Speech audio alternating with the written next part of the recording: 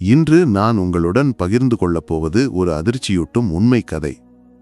ஒரு இளைஞனின் வாழ்க்கை ஒரே ஒரு தவறான முடிவால் எப்படி அழிந்து போனது என்பதை இந்த கதை உங்களுக்கு நினைவூட்டும். ஷேக் அப்பாஸ் தனது கண்களால் கண்டு தானே விவரித்த இந்த சம்பவம் குறிப்பாக இளைஞர்களுக்கு ஒரு எச்சரிக்கையாகும். 20 வயதுக்கு அருகில் உள்ள ஒரு இளைஞன் ஜித்தாவுக்கு பயணம் செய்தான். அவன் எதற்காக வந்தான்? ஒரு போதை மருந்து வாங்குவதற்கு.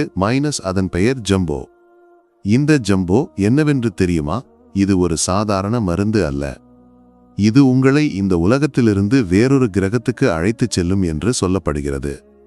அவ்வளவு ஆபத்தானது இந்த மருந்து. இந்த இளைஞன் தனது நண்பர்களுடன் இந்த மருந்து பற்றி கேள்விப்பட்டான்.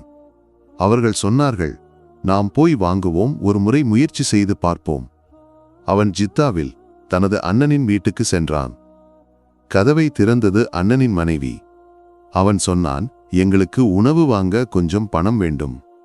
நாங்கள் 4 பேர் இருக்கிறோம். ஒருவருக்கு 50 ரியால் போதும். அவள் 200 ரியால் கொடுத்தாள். ஆனால் உண்மை என்ன? அவனுக்கு உணவுக்காக அல்ல, ஜம்போ வாங்குவதற்கு பணம் தேவைப்பட்டது. அவர்களிடம் கொஞ்சம் பணம் இருந்தது, ஆனால் அது போதவில்லை. இந்த பணத்தையும் சேர்த்து அவர்கள் ஜம்போ வாங்கினார்கள். ஜித்தாவில் அவர்களுக்கு யாரையும் தெரியாது. எங்கு செல்ல வேண்டும் என்று தெரியவில்லை. கடைசியாக அவர்கள் முடிவு செய்தார்கள், நாம் என் அண்ணனின் வீட்டின் பின்புறத்தில் உள்ள முற்றத்தில் போய் காரை நிறுத்தி மருந்தை உபயோகிப்போம். அவர்கள் அங்கு சென்று காருக்குள் அமர்ந்து ஜம்போவை எடுத்தார்கள். இந்த இளைஞனுக்கு இது முதல் அனுபவம். அவன் அறியாமல் சற்று அதிகமான அளவு எடுத்துவிட்டான். திடீரென என்ன நடந்தது? அவன் வாயிலிருந்து வெள்ளை நுரை வெளியே வந்தது. கண்கள் மேலே திரும்பின.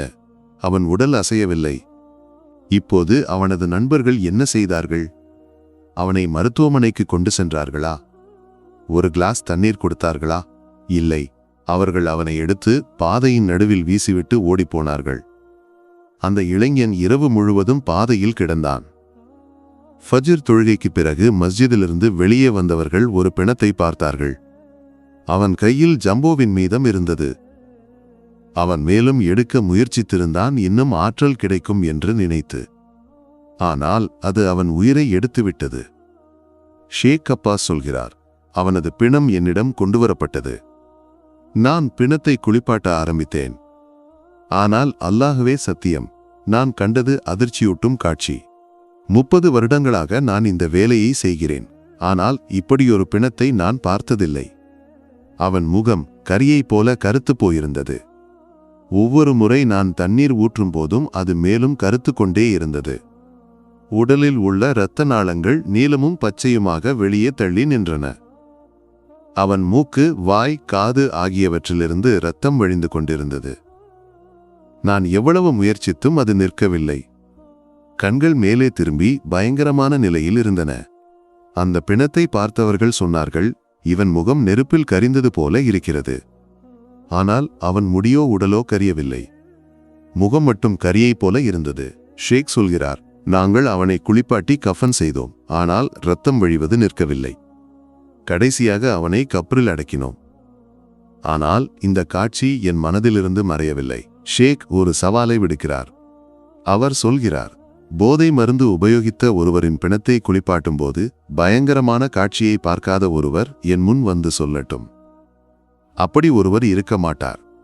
இப்படிப்பட்டவர்கள் தொழுகையை கைவிடுகிறார்கள், தூய்மையற்ற வாழ்க்கை வாழ்கிறார்கள். சிலர் போதை மருந்தின் அதிக அளவு எடுத்து குளியலறையில் மலத்தில் முகம் புதைத்து இறந்தவர்களை நான் பார்த்திருக்கிறேன்.